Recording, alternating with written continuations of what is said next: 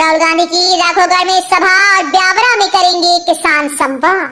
राहुल गांधी की भारत जोड़ो न्याय यात्रा सोमवार को शिवपुरी से प्रारंभ होगी। रोड शो करने के बाद वो हेलीकॉप्टर से गुना पहुंचेंगे। यहां हनुमान चौराहे से यात्रा की शुरुआत होगी। प्रदेश कांग्रेस के मीडिया विभाग के अध्यक्ष के मिश्रा ने बताया कि राघोगढ़ में रोड शो और सार्वजनिक संबोधन के बाद बड़ा कार्यक्रम ब्यावरा में होगा। भाटखेड़ी के पास रात्रि विश्राम के बाद 5 मार्च को सुबह पचौर से यात्रा प्रारंभ होगी। रातों रात गायब हुई लाडली बहनें, कागजों पर पंचायत सचिव ने महिलाओं को किया अमृत घोषित। मुरैना के पहाड़गढ़ जनपद पंचायत में नाम कटने से कई महिलाओं को लाडली बहना योजना नहीं मिली। यहाँ पंचायत सचिव और रोजगार सहायक ने बीपीएल कार्ड धारकों को मृत घोषित कर समग्र आईडी से कई महिला और पुरुषों के नाम काट दिए हैं। पंचायत सचिव नीरज का कहना है कि पीएम विश्वकर्मा योजना में फॉर्म भरने से नाम कट रहे हैं। आज है 4 मार्च 2024 दिन सोमवार। चलिए देखते हैं मध्य प्रदेश की 25 फटाफट बड़ी खबरों को। इससे पहले आप न्यूज को कहां से देख रहे हैं हमें कमेंट में बताना बिल्कुल ना भूलें। किसानों की फसल खराब, सिंधिया ने अधिकारियों को दिए निर्देश। एमपी में अचानक बारिश से किसानों की फसलें तबाह हो गईं। अब केंद्रीय मंत्री ज्योतिरादित्य सिंधिया ने एक्स पर लिखा, गुना अशोकनगर शिवपुरी जिले के ग्रामीण क्षेत्रों में ओलावृष्टि की सूचना मिली है। विपत्ति की घड़ी में मेरे 3 जिलों के परिवारजनों के साथ मैं खड़ा हूं।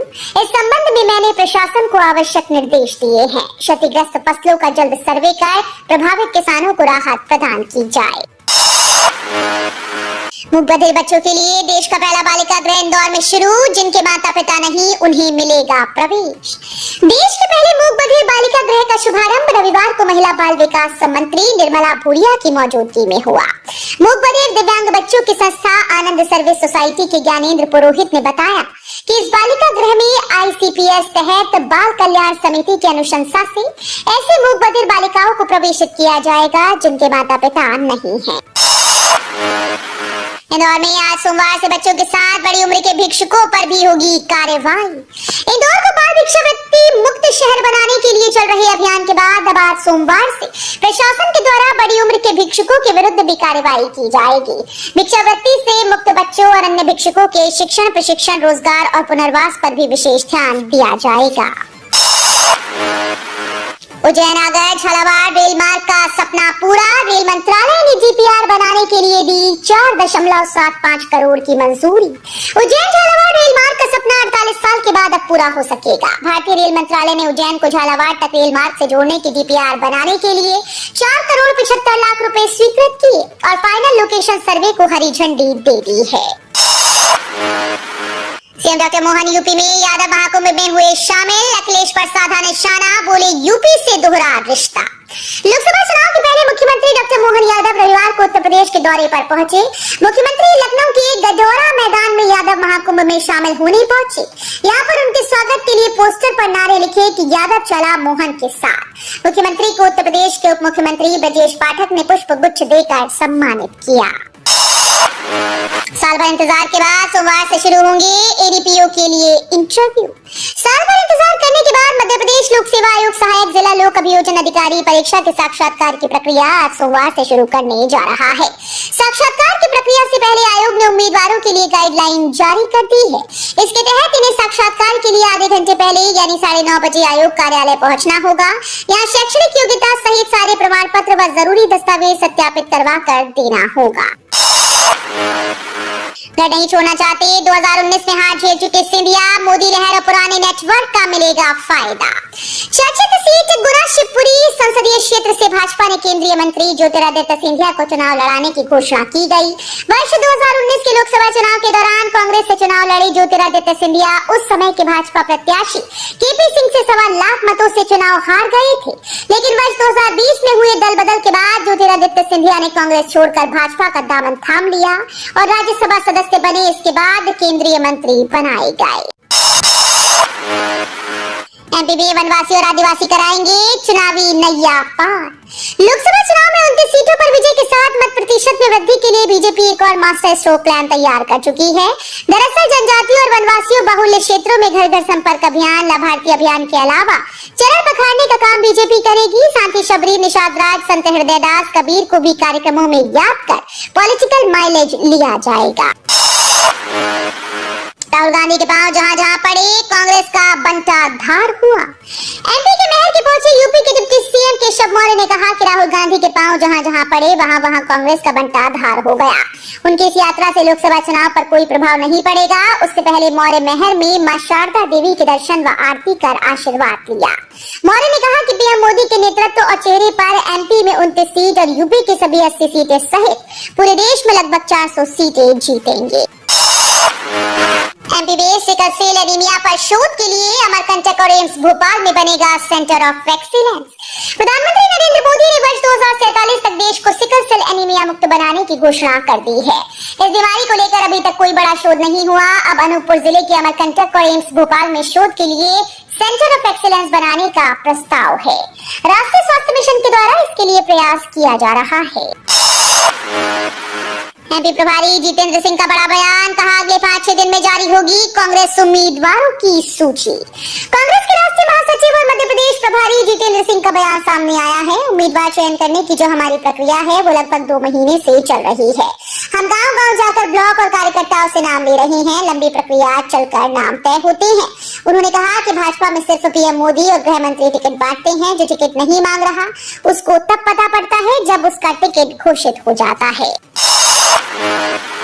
आरजेपी-वीवीसी को हटाने की तैयारी, एबीवीपी का प्रदर्शन, मंत्री बोले दोषियों पर सख्त कार्रवाई होगी। राजीव गांधी प्रौद्योगिकी यूनिवर्सिटी में आर्थिक अनियमितता का मामला सामने आने के बाद कुलपति को हटाने की कार्रवाई की जा रही है। अखिल भारतीय विद्यार्थी परिषद मामले में यूनिवर्सिटी में करोड़ों की गड़बड़ी का आरोप लगाकर प्रदर्शन किया। वहीं उच्च शिक्षा मंत्री इंदर सिंह परमार छात्रों से मिलने यूनिवर्सिटी पहुंचे और उन्होंने उच्च स्तरीय कमेटी से जांच कराने और दोषियों पर सख्त कार्रवाई करने की बात कही। टिकट कटने के बाद बोली प्रज्ञा, मोदी को मेरे कुछ शब्द पसंद नहीं आए। भोपाल सांसद प्रज्ञा सिंह का बीजेपी ने टिकट काट दिया। इस पर प्रज्ञा ने कहा, मैंने पहले भी टिकट नहीं मांगा और अब भी नहीं मांग रही। हो सकता है कि मेरे कुछ शब्द मोदी जी को पसंद नहीं आए। प्रज्ञा ने गांधी जी के हत्यारे नाथूराम गोडसे को सच्चा देशभक्त बताया था। इसके बाद पीएम ने कहा था कि गोडसे वाले बयान के लिए उन्होंने माफी तो मांग ली है, लेकिन गांधी जी का अपमान करने के लिए मैं उन्हें कभी माफ नहीं कर पाऊंगा।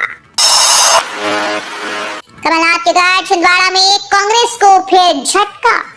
एमपी में आगामी लोकसभा चुनाव के पहले कांग्रेस को फिर से झटका लगा। पांढोना जिले की महिला कांग्रेस अध्यक्ष रंजना बाल पांडे और पूर्व सांसद प्रतिनिधि दीपक मानेकर बीजेपी में शामिल हो गए। उन्हें बीजेपी प्रदेश अध्यक्ष व सांसद वीडी शर्मा ने पार्टी की सदस्यता दिलाई है।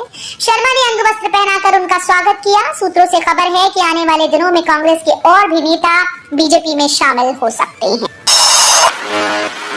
ये बीजेपी में ही संभव है कि एक साधारण परिवार का बेटा आज सीएम है।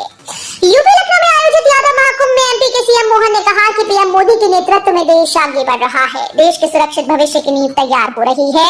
आज यादव समाज का राजनीति में वर्चस्व बढ़ा है तो वो बीजेपी की देन है। मैं किसी दल का प्रचार नहीं कर रहा, लेकिन किसी ने नहीं सोचा था कि एक साधारण से परिवार का बेटा एमपी का सीएम बनेगा। ये सिर्फ बीजेपी में ही संभव है। छिंदवाड़ा जिले के जंगल में 5 से ज्यादा बाघ, दहाड़ से दहशत में ग्रामीण। पेंच पार्क से लगे चौरई चांद के ग्रामीण अंचलों में बाघों की दहाड़े गूंज रही हैं। पार्क के बफर जोन सहित चौरई और चांद के जंगल में इन दिनों 5 से अधिक बाघ की मौजूदगी बनी हुई है। खुद वन विभाग का अमला इसकी पुष्टि कर रहा है। जानकारी के मुताबिक चौरई के बफर जोन से लेकर चांद तक 5 बाघों की मौजूदगी बनी हुई है। इसमें सीता झील के पास से लेकर हरदुआ के बीच एक बाघिन और उसका शावक मौजूद है। शिवाज को दिल्ली कूच करेंगे किसान, इस दिन रोकेंगे ट्रेन।